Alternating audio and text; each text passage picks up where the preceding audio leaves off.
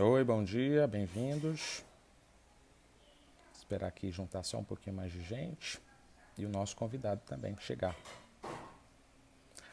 Assunto importantíssimo, principalmente para nós aqui em Roraima, né? Já ultrapassamos aí os 8 mil casos confirmados da Covid-19 e também mais de 200 óbitos. Esses são os números oficiais, números confirmados. Ainda há mais de 80 óbitos da Covid-19 em investigação aqui no estado. E a gente recebe aqui o professor, biólogo, enfermeiro, formado em letras, mestre em saúde pública e também doutorando em clínicas odontológicas, professor Wesley Dantas. Bom dia, professor. Bem-vindo ao Roraima 1. Um assunto tão Bom importante, dia, estava Rubens. comentando aqui com o pessoal. Que números assustadores, né? Um estado pequeno como o nosso, uma infraestrutura de saúde tão reduzida como a nossa, nós já temos aí mais de 8 mil casos confirmados, mais de 245 pessoas que morreram, outras mais de 80 que o governo ainda não confirmou, porque ainda está fazendo exames para diagnosticar se esses óbitos foram ou não em decorrência da Covid-19, mas é um tema que, infelizmente, a gente não tem como deixar passar sem alarmar, sem mostrar a importância e a gravidade desse assunto, porque a rua está lotada. Se você for agora na Jaime Brasil, você não tem onde parar seu carro. As pessoas não entenderam a seriedade do fica em casa e, pelo visto, os números tendem a crescer ainda de forma incalculável, apesar de o hospital de campanha já ter sido entregue, aí é uma parceria da Assembleia Legislativa, Governo do Estado e Exército, mas é uma situação realmente muito difícil. Professor, eu vou começar lhe perguntando sobre cloroquina, hidroxicloroquina. A gente viu que a OMS começou a estudar, não viu muito futuro, deixou, depois botou de novo nos estudos e agora saiu de novo, deixou a cloroquina de mão de novo. Nas farmácias você não acha mais cloroquina, porque o pessoal está comprando para estocar, sem saber se é indicado na fase inicial, se são em casos graves, mas o povo já vai comprando, e quem precisa de verdade da cloroquina, que é quem tem uma série de doenças, a exemplo da malária, estamos numa região endêmica para essa doença, há muita gente com malária aqui na região norte do país, principalmente em comparação com outros estados do Brasil, outras regiões do Brasil, e quem busca por cloroquina não está mais encontrando. Qual é a sua opinião, professor, sobre a hidroxicloroquina, a necessidade dessa busca desenfreada por cloroquina nas farmácias, como a gente está vendo aqui em Roraima? Bom dia. Bom dia, Rubens. Inicialmente, eu agradeço aí pela recepção solícita, né, pela oportunidade de se debruçar sobre uma temática que, como você mesmo mencionou, é uma temática que nos deixa aí, no mínimo, aflitos e exasperados, né, diante do contexto que estamos afeitos aí, o número de óbitos, o número de casos que cresce exponencialmente. Então, trazendo o contexto aí inicialmente para a sua pergunta da hidroxicloroquina, eu vou começar de trás para frente, né? Porque se a gente observar bem as mudanças rotineiras de opinião da OMS, na verdade eu considero como sendo um fato comum, natural, tendo em vista que a temática é uma temática que estamos ainda no obscurantismo, né? Então a própria classe médica, a ciência está no obscurantismo, claro, tentando aí a passos lentos, né, trazer aí algum benefício, alguma vacina, algo que possa realmente ser frutífero, que possa ser utilizado de forma plena, né? Então, assim,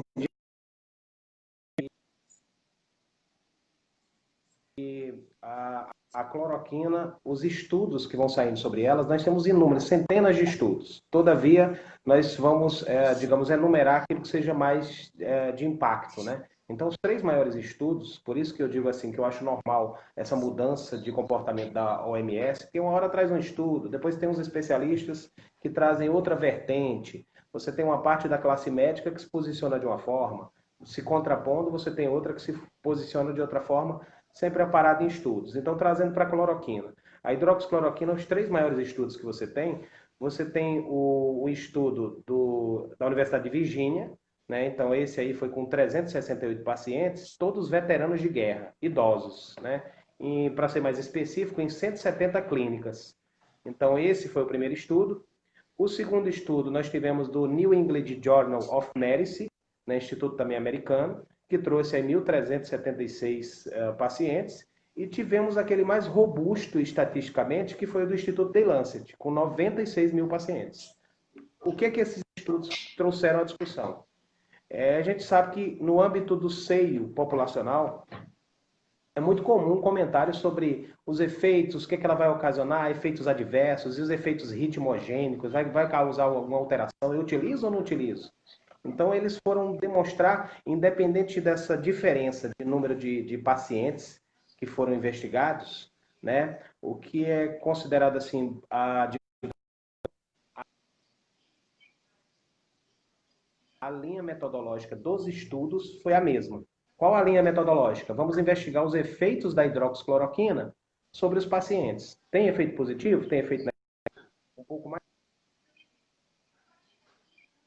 claro, relacionado, por exemplo, a esses estudos dos veteranos, eles observaram, Rubens, que uma parte aí, em média, 27,8% dos pacientes, desses 368 que eu mencionara anteriormente, desses 27,8% que tomaram hidroxicloroquina, evoluíram para o óbito, eles morreram. Né? Mas daqui a pouco a gente chega nessa vertente. Então, assim, 27,8 morreram, 22,1 que tomou hidroxicloroquina com a classe dos macrolídeos, que a gente conhece como azitromicina, tomou os dois juntos, morreram 22,1. Então, quem tomou só hidrox morreu 27,8. Quem tomou hidrox com macrolídeo e azitromicina morreu 22,1. Né? Então, 27,8, 22,1 e quem não tomou nada, Rubens, morreu 11,5. Quer dizer, esse estudo, então, ele estava ali para... Né, mostrou a vertente que era melhor não tomar nada do que tomar esses fármacos. Número 1. Depois você traz o estudo mais robusto estatístico, que é esse que eu mencionei anteriormente, do Instituto Day Lancet, de 96 mil pacientes. Todavia, 14.888 desses pacientes foram os que tomaram o fármaco, a hidroxicloroquina. Né, e eles observaram que eles evoluíram para o óbito. Mas quando eu digo assim, a mesma linha metodológica, independente do número de pacientes diferenciado de um estudo para o outro, a linha metodológica foi a mesma. Qual foi a linha metodológica? Pegar paciente gravoso, pegar paciente que já está em estado grave. Então, eles não pegaram pacientes leves. Por que isso é importante? E, assim, ao mesmo tempo, eu aproveito o ASO, o ensejo, o momento, para mostrar que eu tenho aí duas vertentes, né? De um lado eu tenho aqueles que, claro, se apoiam, amparados, tendo como supedâneo o estudo científico. Então eles colocam assim, olha, calma aí, esses estudos aqui, eles mostram que tem efeitos ritmogênicos, que mata mais a hidroxicloroquina. Né? Já na outra vertente, os que fazem críticas, né? Eles comentam a seguinte situação, não é que não tem uma crença exata no estudo, mas eles colocam, vamos trazer estudos que não sejam, primeiro, que não sejam retrospectivos, que sejam prospectivos, trazendo isso para aclarar, elucidar o que eu estou falando. Então, por exemplo, o estudo retrospectivo é aquele estudo que é feito só em um determinado instante, em um determinado momento. Eu posso pensar que, vou fazer vou pesquisar alguns pacientes no mês de junho, pronto, acabou, poucos dias. Enquanto eu posso ter um estudo prospectivo, que são os estudos de confiança, em que eu começo a estudar hoje, Rubens, e daqui a 2 anos eu termino o estudo. Então eu evito viés, os detalhes vão sendo observados, o custo financeiro é maior, aí você dá mais credencial, mais credibilidade. É natural. Todavia, eles comentam, os críticos, quais são os estudos que mostram, por exemplo, o efeito da hidroxicloroquina sendo utilizado de forma célere, rápida, vamos colocar só 5 dias de utilização, e ao mesmo tempo que seja utilizado na primeira fase da doença. Se a gente rememorar isso aí, a gente vai lembrar que tem 3 fases. Tem uma fase viral, uma inflamatória e tem uma fase gravosa, onde você tem coagulopatia. Então, a primeira fase. Nessa primeira fase, logo no início, quais são os estudos que mostram? Aí você não tem. Então, quer dizer, recentemente já saiu outro estudo, por isso que a OMS já estava voltando atrás. Não, vamos continuar os estudos. Mas o que tem assim de ponto, digamos, nevrálgico, ponto central aí na nossa discussão, seria exatamente entender que isso aí é normal, é a busca renitente pelos estudos, é pegando um ou outro, até porque estamos falando de estudos de momento, retrospectivos. Então é normal. Vacina, por exemplo, ela está vindo a vacina, mas se você pegar as vacinas normais, se a gente pegar os estudos, 10, 15 anos para vir para o mercado. Então essa aí, saindo em 2 anos, isso aí já é um sucesso. Né? Eu aproveito o ensejo para fazer só um pequeno comentário sobre a sua alocução inicial, quando você falou dos dados de Roraima. Eu, assim, sinceramente, claro que a gente fica aí condoído, sensibilizado com a situação dos óbitos, né? Ninguém vai ficar feliz com isso. Mas, assim, o quadro, se a gente pegar o quadro epidemiológico, quando você demonstra que a maior parte dos pacientes ali, até 39 anos, 40, isso é um aspecto positivo. Eu vejo uma grande probabilidade de cura nessas pessoas. Né? Se você Nos- pegar as pacientes, o que é que os estudos mostram? Claro que respeitando as atipicidades. Então, eu posso ter casos atípicos. Fulano, alguém que é criança que faleceu, né? Mas são casos mais raros. Vamos para a Exceção. literatura.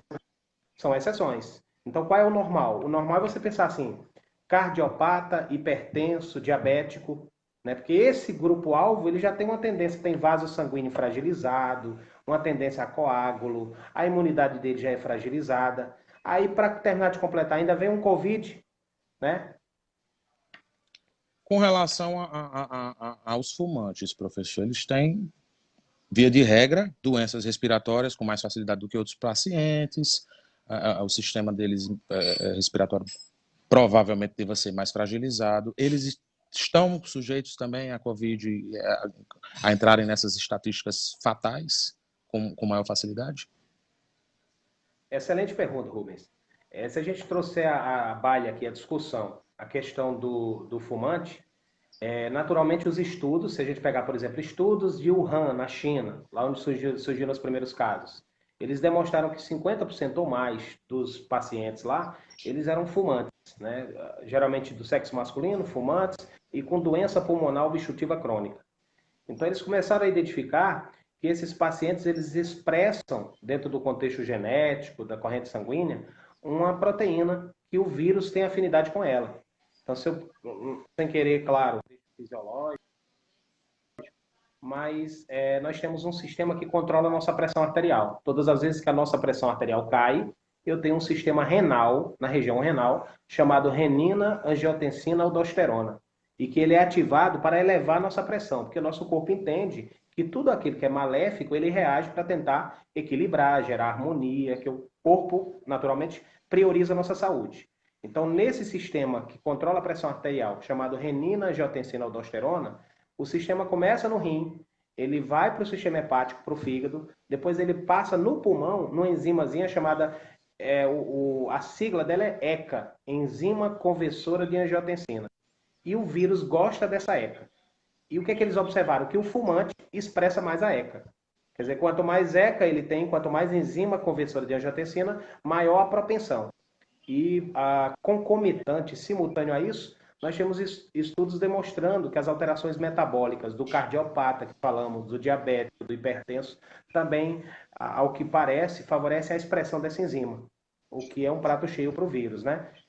Eu aproveito também o ensejo, só para fazer uma descrição rápida, que muitas vezes a gente vê assim, tá dando uma lida, ou vê na TV, as pessoas em casa aí, e vê assim, é uma doença pulmonar. Na verdade, o que se sabe de mais atual do Covid-19 é que é uma doença inflamatória sistêmica, porém de característica hematológica. Trazendo isso para os miúdos, o que é que significa?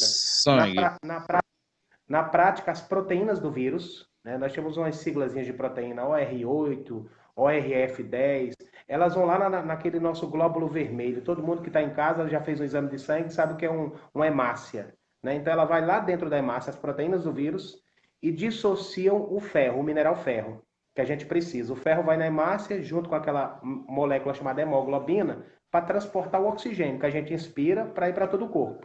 Em síntese, o vírus vai lá, dentro da hemácia, dissocia o ferro. O ferro está contido numa molécula que ele chama de porferina. Então, esse ferro, para que transporte o oxigênio adequadamente, ele deve ficar onde? Dentro da hemácia. Se porventura ele sai de dentro da hemácia e vai para o corpo, e ele se acumula em excesso, para os órgãos, ele passa a ser tóxico.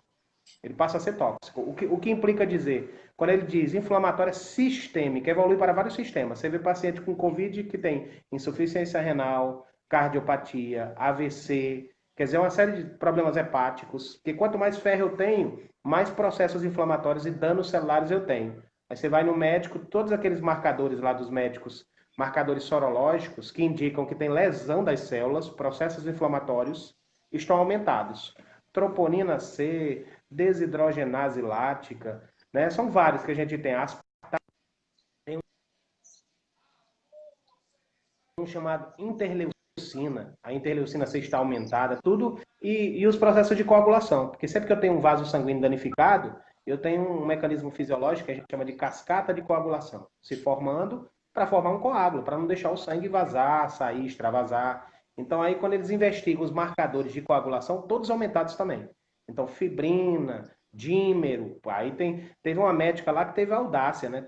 Enquanto, Rubens, tem aquela questão do paciente que depois de evoluir para o óbito é trancado no caixão e todo mundo se distancia, a médica foi audaciosa, foi lá no cadáver, abriu o pulmão, investigou as características e viu que o pulmão estava cheio de coágulo.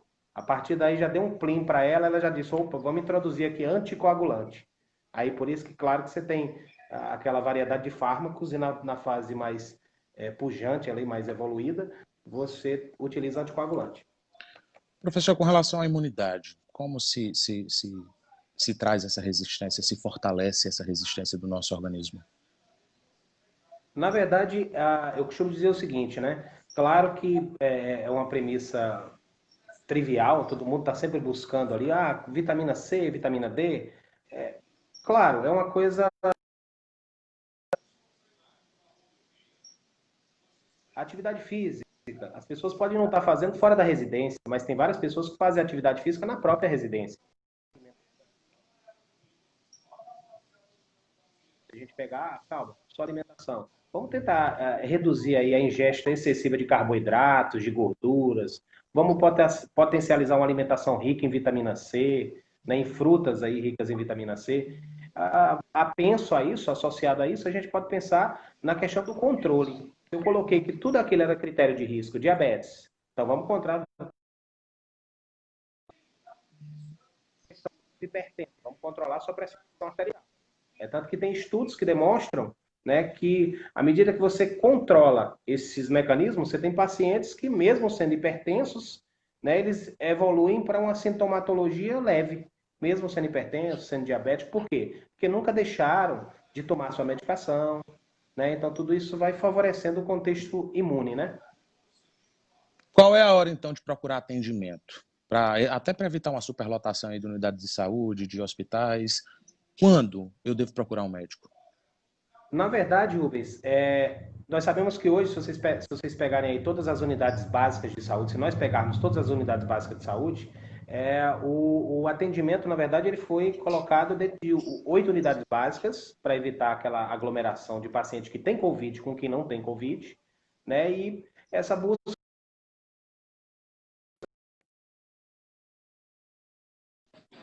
que vai ali de 2 a 14,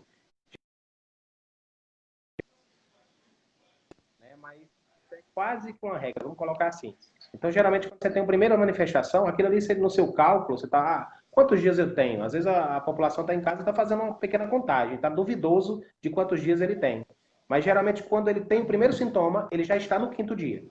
Então, aí, quando ele já tem febre, seja ela interna, quando ele já tem tosse, né, 30% dos pacientes podem ser acometidos pela inflamação do COVID na mucosa gastrointestinal, eles podem ter diarreia, né, o paciente com dificuldade respiratória. Então, nesse sentido, ele já tem que buscar a unidade básica. Claro que eu fiz essa menção das 8 unidades, que eu acredito que foi uma estratégia exitosa, né?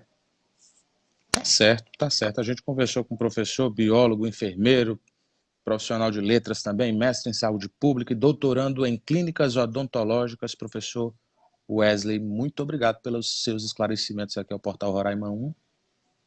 Eu que agradeço aí, deixando o espaço aberto para momentos vindouros, para que a gente possa se debruçar sobre novas temáticas. Muito obrigado, então. A você que está acompanhando, obrigado pelo seu carinho, da sua audiência, e continue ligado nas notícias do Estado, acessando roraima1.com.br, a notícia na palma da mão.